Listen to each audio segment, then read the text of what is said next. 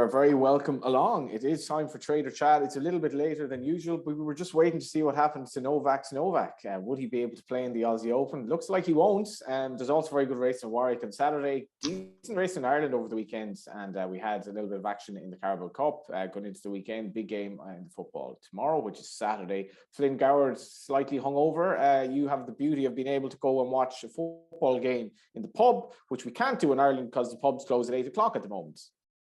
Yeah, absolute nightmare over your side of the pub. But to be honest, the way that I'm feeling this morning, I'm wishing that I wasn't able to go to the pub last night. So I'd much rather be in your camp. Me and some of the traders just went to a local pub down here in Aldrington near Hove just to watch the football. And as an Arsenal fan, I was very disappointed in the first 10 minutes, but come the 90 minutes, I was very, very happy actually. So obviously we've got Chelsea are obviously through to the final in the Carabao Cup, and now it'll be down to next week whether Liverpool or Arsenal go through. And you'd think that Arsenal are in a pretty good spot this morning. Just got to get the outrights up. The game itself, how was with the two African players obviously out for Liverpool? How was sort of trading on the game? So because we offer the too good offer, which is if your team go 2-0 up or 2 goals ahead, we'll pay you out as a winner up to £1,000 on these kind of decent events. We tend to see money for the match winners rather than the draw. So draws tend to be very good results for us. So 0-0 last night was a fantastic result. And obviously people in play were betting Liverpool as well. And some people even betting Arsenal because they're thinking they've gone down to 10 men and then the price obviously inflates. They drift all the way out. They're about 4-1, just 7-2 before the match. And Liverpool were obviously odds on, and they actually strengthened up after team news Liverpool. So the money was for Liverpool before the off. You had to think that both teams played their strongest teams that they physically could. Arsenal were obviously missing a few players, and then Liverpool were missing obviously the obvious ones, your Salah and your Mane's, etc. But in terms of who they could play, they obviously played the strongest teams possible. I think that's why Liverpool shortened up. In terms of outright for the League Cup now, Chelsea are 5-6, Liverpool 2-1, and Arsenal 7-2. Me and the head of football, Rory, were talking about this morning, and he's a Liverpool fan, but he was saying he thinks Arsenal are too big, 7-2. Around that top price, and actually I think there is bigger elsewhere. We are slightly under Arsenal. He's saying he's been under Arsenal since we kind of got into the later stages of this tournament because we're just a little bit underestimated. But yeah, so that's the outright betting as we head into next week. You thought that there'd probably be Pickham next week, but it doesn't look like it, judging through the prices to actually go through. So be interesting to see when the prices do emerge for the League Cup tie next week. But it was an interesting game last night, and then we've got plenty of Premier League to look forward to. Some really tight games this weekend when you actually look towards the Premier League fixtures. We've obviously got City Chelsea. City shade of odds on at 4-6 there. That's going to be a fantastic game. The early kickoff tomorrow. Newcastle Wolves, that's going to be a really good game. All teams odds against there.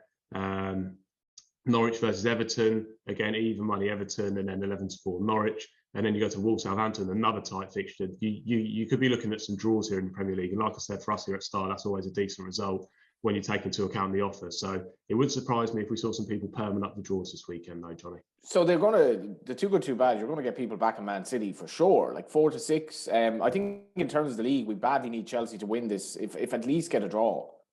Yeah, exactly. It's a huge game for Chelsea. Less so City, maybe. I know they're obviously going to want to beat their kind of closest title rivals, but they've still got a little bit of a buffer there, haven't they? But certainly some interesting games. And then when you move forward to Sunday, West Ham Leeds will be a decent game. West Ham 4-6 there at home to Leeds. You obviously got Liverpool versus Brentford. They're a much shorter price. And then Spurs Arsenal's an interesting one. 13-10 Spurs, 23-10 the draw, and then 2-1 Arsenal. So be an interesting fixture. Spurs obviously have the extra day's recovery over Arsenal after playing the day before when they were beat by Chelsea. A little bit unlucky during the Carabao Cup game, just because they had a couple of they had a goal disallowed and then obviously a penalty ruled out as well. But that'll be an interesting game on Sunday. So a real good round of fixtures this week, Johnny. The Australian Open, I've very little interest in tennis, but what have been the sort of betting ramifications for the whole Djokovic saga at this stage? He's possibly the best tennis player there's ever been, and betting is probably not on people's minds in this, apart from my WhatsApp group mates who are who've been traded away on Betfair. But what has it been like in terms of Star Sports for this, and what's the shortest price he's been, I guess? It's been mad, to be honest. I mean, obviously, it looks like he's not going to be playing now. These things are changing kind of every 2 minutes. But before they actually got going, they bet like 6-4, 6-4. And then it was like 6-4, 6-4, 3-1, then 10-1. You just think, Christ, you bet to like 105% or something over 3 runners there, which is obviously mad, isn't it? Yeah. The reason obviously you're betting 6-4, 6-4 is just in case obviously Novak comes out. I'm just having a look at the price now. We've obviously not got it up because there are games kind of going on at the minute. But Medvedev would be favourite. Then Djokovic is still in the market there. It's just one of these. It's just been one of the most bizarre kind of sporting sagas I think I've ever seen, which hasn't involved a participant actually being on the tennis court at all. And I guess some people are just going to have done their money on Djokovic now. Yeah, I mean, it's really peculiar. Medvedev 7-5 on site. Djokovic is 13-8. Zverev 3-1. Then you're 8-1 Rafael Nadal and 18-1 Tsitsipas. I mean, obviously they're just so tied top of the market because you just don't know what's going to happen. So all the percentage is kind of built in there in case Djokovic isn't going to be a runner.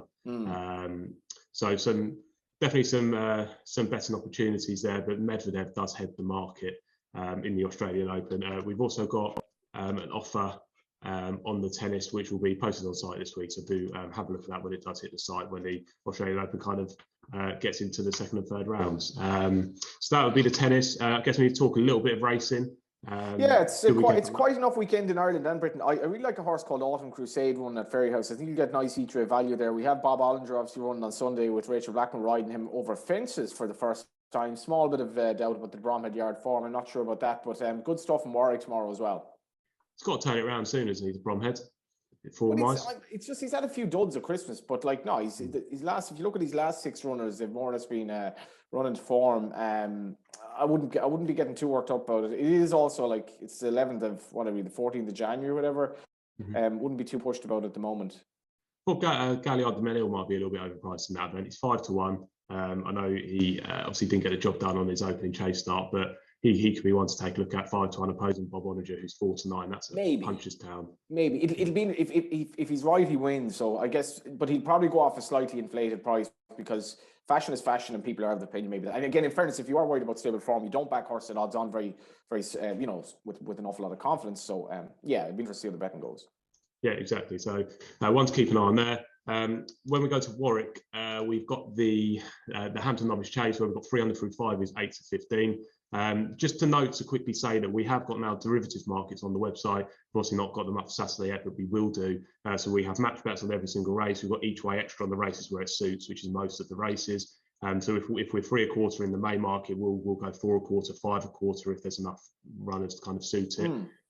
Equally, if we're 3.5 in the market, we'll offer 4.5, 5.5. Obviously, you're taking a slightly lesser price, but there's an option to take half a point or a point shorter and get the inflated place terms. We've also now got betting without, and we offer each way in that market. And we're also going to be adding win only. So if you see a bad each way race where the percentage of the win part is the percentage of the overall price is kind of shortened up because of the place edge, we'll offer win only. So we'll be offering enhanced prices there as well. So I don't think any bookies actually offer win only either. I was having a good look and I couldn't see any. So I think Powers might be doing it, but we are living in an era of bookmakers making up their own each way terms, and in some instances now just simply not offering conventional each way terms. So they're making up as they go along. The each way anachronisms of a quarter of the odds or a fifth of the odds they're just completely out of date at this stage. So there are interesting times in that score.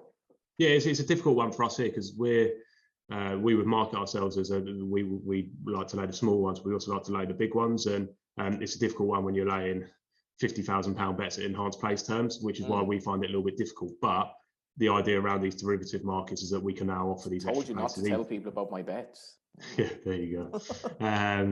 So that's the idea around offering these each way extra markets, is that it's to suit every single punter now. So do check them out this weekend. We will be kind of marketing them as well. But in terms of Warwick, the Hampton Novices Chase, 300 through 5 is favourite there at 8-15. Be interesting to see what he can do, whether he goes on to enhance his claims for the National Hunt Chase when we get to Cheltenham. I think it's around a 10 poke now, just off the top of my head. 300 through 5, 10-1 for the National Hunt Chase. You would imagine if he wins convincingly, probably going to go around 6. So that's one to keep an eye on. I think he'll probably be plotted out for the race. It'll probably be a perfect test for him, to be fair. He hasn't got to come up against much when we get to Warwick. tomorrow. In terms of other races on the card, the other one is the Classic Handicap Chase. Saw some decent money for Correct Rambler before final declarations around the 13-2, 6-1 mark. That's now 11-2, second in from Gerard Colton Roke, who is the 4-1 favourite. Paddy Road Canoe's been well supported into 7-1 from 8. And then your 8-1, no rematch, and 10-1 bar there. But that's always a good watch, that race, the 3 o'clock. We'll be offering conventional place terms there, which is a quarter free places, but we are going to run the all over the place offer, which we do have on the website now.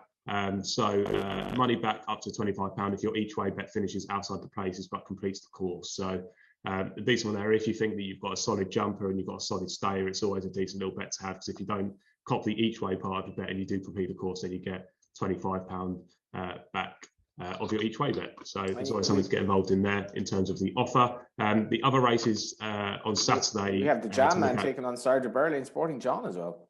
Where's that? That is in Warwick. It's going to be how many runners we have? 7 runners in it. So that's the Pretends qualifier, 3:35. So it's a cracking card actually. You surprised Sergeant Burley's coming over for that? A little bit, yeah, a little bit. Obviously, absolutely bombed in a mad race at Leopardstown, but don't know what to think is there coming over for that. Whether it's to keep the weight down with like Sporting John, I don't know. Possibly, very, very peculiar. But Sporting John's an interesting one because he was really strong in the market for his race at Cheltenham the last day, and I think the ground found him out a little bit. But you cost you a few quid, didn't he? He did. I was waiting on him for a fair chunk off that fourfold, yeah. So less said about that, the better, Johnny. Thank you very much. So there's an interesting one. Sporting John, obviously, back there over 3 mile ones. Bit of softer ground might suit him. We're actually standing at Kempton. I'm not going, but Lofty and Ed will be there tomorrow.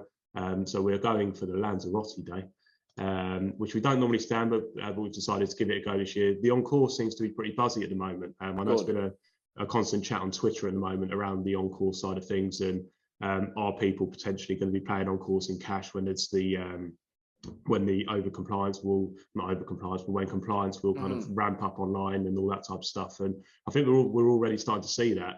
And I guess there's a question that if it is just going to drive people to bet in cash, then what's the point in doing it? But we are seeing that slightly. So we've seen like a bit of an increase in kind of turnover on track. So we're going to give these days a little bit more of a go than we previously would. Hence why we're going to Kempton tomorrow. I'm not sure your thoughts on it all, Johnny. Yeah, it could be all the restrictions on people, and the nanny state and so on and so forth. Which I think, in fairness, I've mixed views on all of that. But maybe it will drive people to cash. Like I don't like going into restaurants or going into shops where they say that it's card only. It's like, well, I should have the right to do with stuff that basically doesn't come up on my bank balance. If you know what I mean, give me some rights here to have my own privacy. So maybe it will drive the on-course market, but serious problems in Ireland at the moment because, obviously there's been so much racing behind closed doors. Bookmakers really struggling. Not a massive incentive to go racing. So how it will be, we'll say, for Punchestown come April will be interesting, because will there be that bounce back ability that clearly has happened in Britain? Yeah. And what do you think is going to happen for the Dublin Racing Festival in terms of restrictions, or is that are you just guessing? So I think at the moment they've sold out what they have, and our restrictions were into January. But I think, to be honest, those restrictions could well actually be gone by February. It's a complete nonsense now because massive caseload numbers, but very few people in ICU, triple vaccinated. It's an outdoor event as well. So from the perspective of a football fan, I really hope that when the League of Ireland resumes in February, that full crowds can go to these games, because I think it's a nonsense if they can't. And Leopardstown, again, questionably didn't have a crowd over the Christmas because they apparently didn't have the staff, which was, again, very tough for the normal people who go racing at Christmas. And we need crowds back badly. Yeah, definitely. I mean, I'm hoping to get over there for the Dublin Race Festival, but I wouldn't want to go if the good horses aren't going to be running because of the ground. But equally, I need to be able to actually get.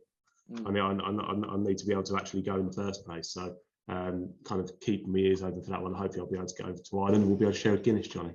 Absolutely. Well, maybe not share, but well, yeah, you know what I mean. Kempton then. So just a few market movers. Gelino Bello was well supported. It's now favourite for the actual, I believe that's for the Lanzarote, for the 2 mile 5 handicap hurdle at Kempton, now 6-1. A little bit easy to bet today, but was backed anti-post around 8-1. It's got a pretty lenient mark. Green Book's in there at 6-1 as well. You've got 3 joint favourites here. Marie's Rock's in there at 6-1. Green Book and Marie's Rock, both impressive winners last time out. Green Book's done it twice. So you'd think that they could be pretty found in the handicap now. So Gelino Bello might be the unexposed one there. Chittabello, saw a bit of talk on Twitter about Chittabello earlier on.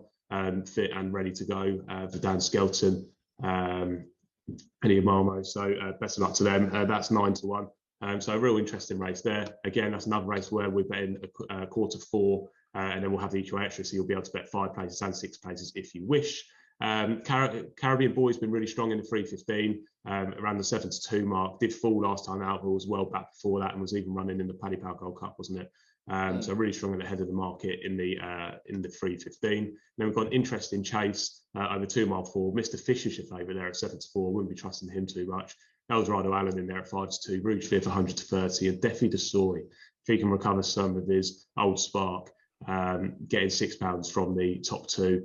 You'd think he could possibly go close, but we've got some competitive stuff this weekend. We've got the all over the place offer. We'll have pipped offer on the ITV races. So if you finish second being half a length or less, then you'll get partly your money back as a free bet. So we've got loads going on this weekend, Johnny. Yeah, do remember to check out the website for all those offers, be it football and racing. And it's a bumper weekend in terms of racing. The amount of meetings on anyway. Some very good racing. A cracking start to the football as well at 30:30 tomorrow. Flynn, it's been great having you on. Thank you very much. Just want to allow Flynn get through his hangover. He's 25. I'm 39. Just to point out, when you get to 39, hangovers are after 2 points rather than 2 dozen in Flynn's case. But Flynn, you can soldier on and get through it anyway. Yeah, it can't get any worse than this anyway, Johnny. So. Well, it absolutely can. That was Trader Chat, and we shall talk to you next week.